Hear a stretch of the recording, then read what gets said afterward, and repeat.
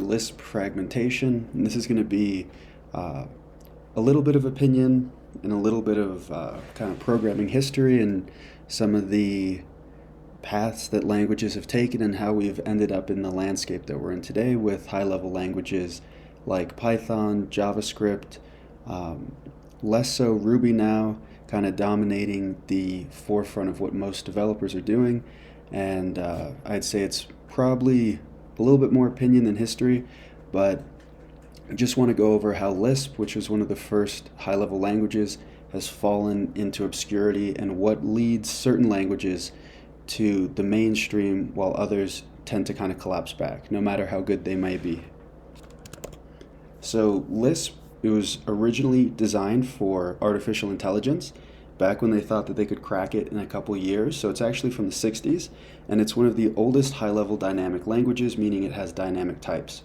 One thing I'm doing here to show the community size of a language is just looking at the Reddit community, because that's where a lot of people ask questions. I know I personally ask a lot of dumb questions on Reddit, usually get downvoted, but it's a good place to kind of get a sense for how a language is developing. You can see what the developers that use it are like, if they're friendly, not friendly, people will post jobs. And Lisp now is very multi-paradigm, and by that I mean it's functional, but you can write object-oriented code. It's extremely fast, extremely optimized, but it's also fragmented. You have like Steel Bank Lisp, you have all these different versions of Lisp. And if you go to lisp.com, you can see they have a very nice website. It shows like some of the syntax, mature and stable, functional, object-oriented, and you can see it is very fast. It's faster than Ruby and Node. Some of the tooling, Slime with Emacs, really great tools, and then some of the companies that currently use it. And I think in terms of all the schemes and Lisps and kind of like Lisp-like, quote-unquote, languages, if you're doing production level code, if you're a company trying to break into Lisp and use a pure Lisp, not something like Clojure, which I won't be including today because I've made some videos about it in the past, I'd say probably go with Common Lisp. There'll be a package for everything. It's got the most packages of all the Lisps, or the schemes, the Lisp-like languages. I'll just refer to them as Lisps from now on, but I mean Lisp-like. But it is fragmented. The package management is okay, but it's not great compared to modern languages, but it's better than most of the other Lisp-like languages out there. And we have schemes. So with schemes, it's kind of like an opinionated Lisp. It's a little bit simpler. And if you look at the page standard for the languages, or the page count, you have 50 for scheme versus 1,300 for Lisp. So there's fewer libraries. It's got more of an academic bent to it, and it seems almost like the academic evolution of Lisp. And you have books like The Little Lisper became The Little Schemer, and that's the book that I had to go through in university. And there's lots of great, almost historic books that you can use with a scheme. One of the most famous is The Structure and Interpretation of Computer Programs. You could run this in Racket, pretty sure Guile, and you could run all these code examples. It's considered almost like the Lisp Bible. And if you're going to go through this book, if you're like learning functional programming purely in an academic vacuum, just to strengthen your skills, I'd say Scheme is probably the way to go.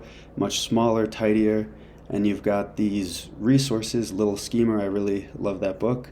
I'm going to try to get my hands on a hard copy at some point. I do have a hard copy of SICP, or the Structure and Interpretation of Computer Programs, but I'm slowly making my way through that. With work, it's a bit hard, and trying to learn Rust and do all this other stuff, it's kind of fallen into the backdrop, but every now and then I'll get through a couple chapters, bounce around a bit, and I really like the way it's written and how it kind of takes these very complicated concepts, and you can see the thought of computer science back in the 80s and how it started to evolve and how languages are designed, and it kind of gives you a window into the past in that sense.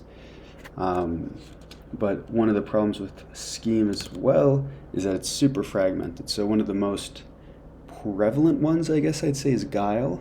And you can see very, very small Reddit community. It's very fast, and it's a carded member of the GNU suite. It's their scripting language. They've written GNU Geeks with it, which is a package manager. similar to the Nix package manager, but more focused on completely open source GNU software.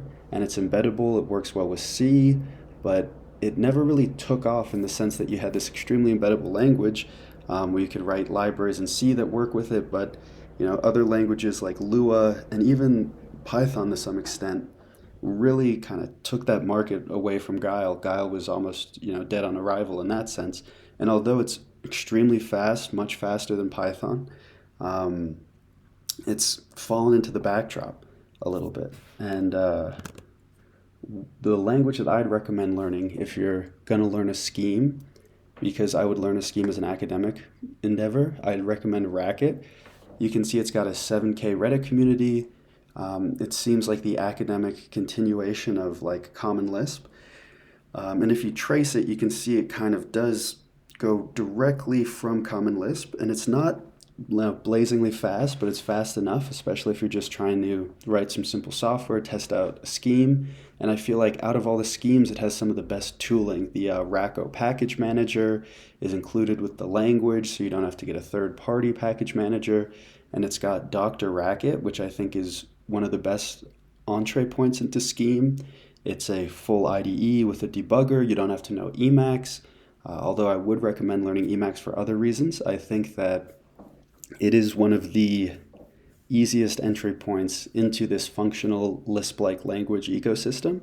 And the other one of the most unique things about it is you can have typed Racket. So typed Racket means you can introduce types and not just be a dynamic language. One thing I forgot to write here is that you can actually do LeetCode problems on LeetCode in Racket. So that makes it one of the only Scheme or Lisp languages that you can do these practice problems with and see if you're getting the solutions correct. So in the academic problem-solving sense, I think you cannot go wrong with Racket. I would recommend it above all the other languages. Let me just show the website here so you can see. I'd say they also have one of the best the best websites. They've got a really great community. They do meetups. They have pretty good tutorials. I'm not too sure about the books, but out of all the Scheme Lisp languages, I feel like they do have the most books, especially considering you can use the little schemer and SIGP with it. And yeah, it is, polished, actively maintained, practical, extensible. You can extend certain things with it.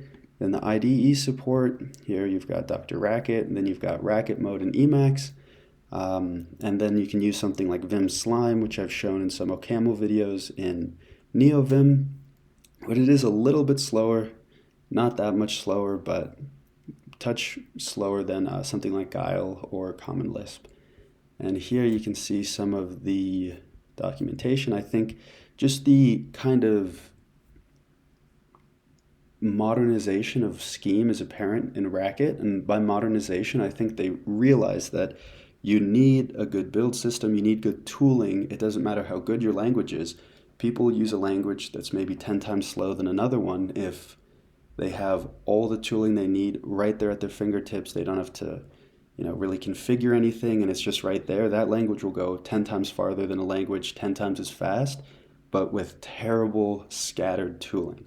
So I think that's one of the things that really makes Racket different. And you can see here all these docs, all part of the Racket Lang organization. So it's just everything's in one place. It makes it easy to learn, makes it easy to work with different things. The only downside I will say is that on Mac OS, if you try to use Homebrew, Racket Minimal works, but then that doesn't come with Dr. Racket. I've had a lot of trouble getting Dr. Racket to work on Mac OS, but when I'm on my Linux machine, it's flawless.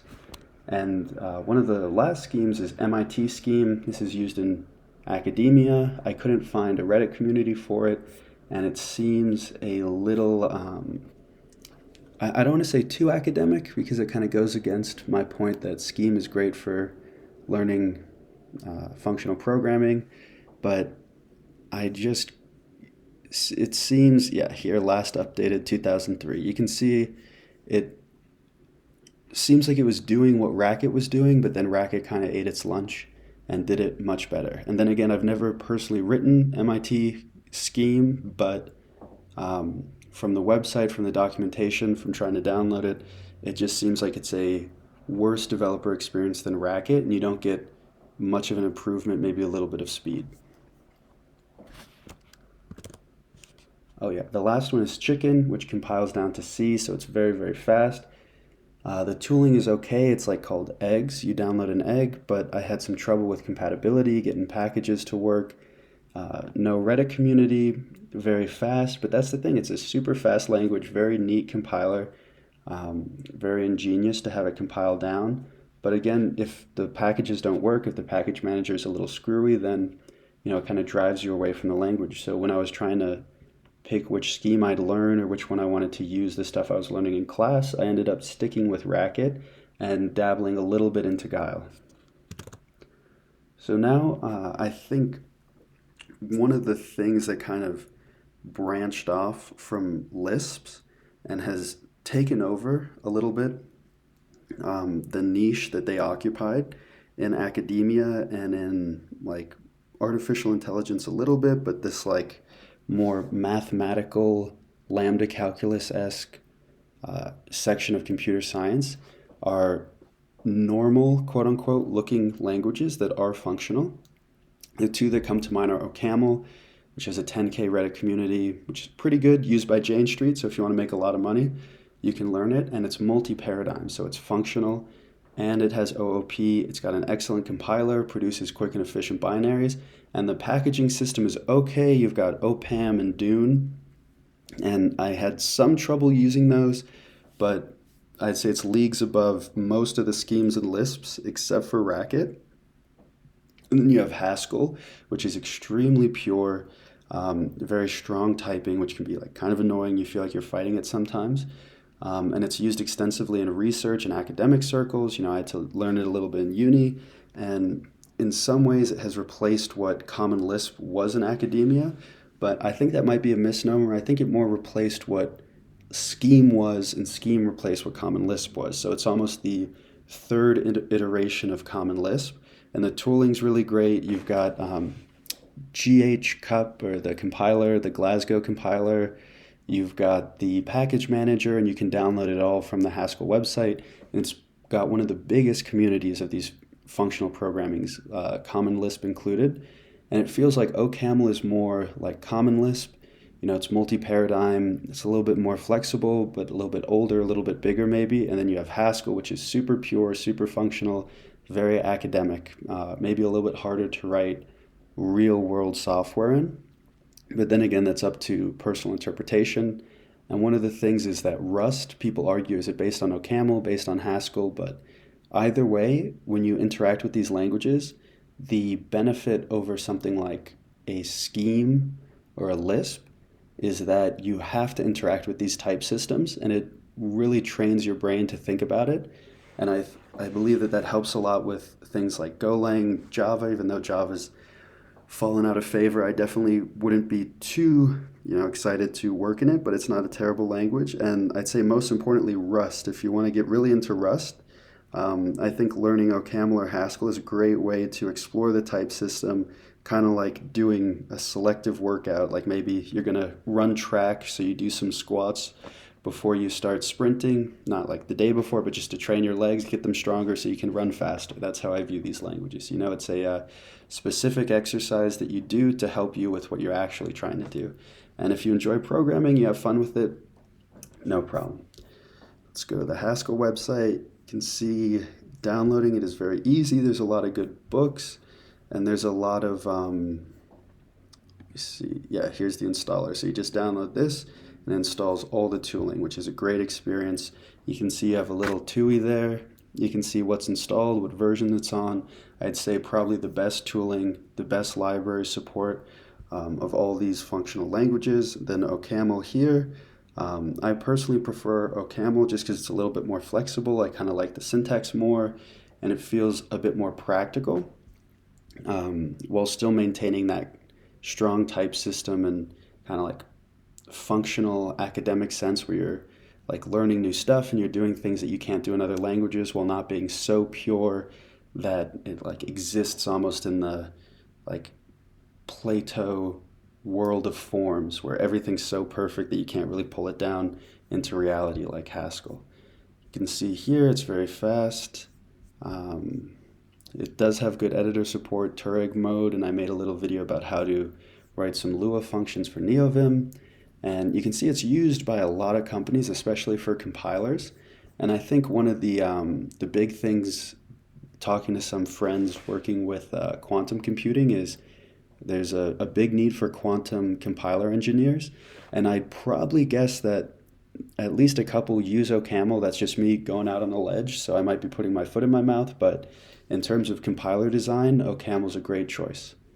So that leads to this kind of irreverent speed test I did. I think I had 10,000 integers in a file, and I just ran merge sort. So there's a lot of variables. Some languages might handle tail recursion differently. Some languages might have I/O operations that take a different amount of time, and I may have written them non-idiomatically. So take it with a grain of salt, but I'll just go through some of my experiences with this. So this is compiled ocaml. One of the benefits of ocaml is you can compile it. And I was able to do this on my M1 MacBook in about 4.9 milliseconds, which isn't too bad. And Guile, which I believe kind of compiles stuff down a little bit first, maybe does a JIT compiler, but I'll have to double check, did it in about like 19 milliseconds, which is pretty good. And then Racket, not great, but pretty quick, 226 milliseconds. So fast enough, I'd say, much faster than something like Clojure, Python, JavaScript, but still not nearly as fast as some of these other languages. And then I threw Lua in here with LuaJIT, and it's about 20 milliseconds. So you can see that doing this merge sort, this big recursive function in Lua, took barely more time than it did in Guile. And I think that's why Lua really ate Guile's lunch. It's this very simple, very easy to use embeddable language. And the tooling with Lua Rocks is decent, but it kind of fills this niche without making people choose between a bunch of different versions. So it's a much easier choice. You don't have the fallacy of choice, like, oh, which scheme do I want to choose? Do I want to use this one? It's just very simple, and I think that's probably why people wanted to use it. So yeah, this is just a joke picture that I have. The weakest Linux user, why learn functional programming? And it's kind of like when I was wrestling in college. It's you do these terrible workouts where you're just like breaking your body down. It's like, why would I just not wrestle? Why would I do squats? Why would I deadlift? And the reason is, if you want to be a better wrestler, you have to strengthen certain things that you can't necessarily strengthen just by doing. For instance, if you're trying to pick someone up, or you're trying to break someone's structure down, break their posture down, just doing that over and over again in the wrestling room, you'll get stronger, but only to a certain point. If you really want to get good at these movements, you have to train them. I think the best example of that for me is I'll do rock climbing for fun sometimes, and I'll still do some judo and some jiu-jitsu with the jacket. And I've found that from rock climbing, my grips feel so strong. When I get a hold of someone, I can throw them around much easier. It's harder for them to break my grips, and conversely, it's easier for me to break people's grips when they get a hold of my jacket. And in the same sense, I'd say functional programming is kind of like rock climbing to jiu-jitsu. It's something fun you can do, and you can see a direct carryover in these little aspects. So I try to treat programming the way I treat sport, where sometimes you can fall into the trap of just doing what you're doing and doing it over and over again, but then you can get overuse injuries and you can get a little bored. Things can get stale. So in that same vein, I think if you've done athletics before, try to think of programming in the same sense, and you'll have more fun with it. And I think, honestly, you'll probably become a better programmer from it. So that's everything for today. Hope that helped. If you have any questions, let me know.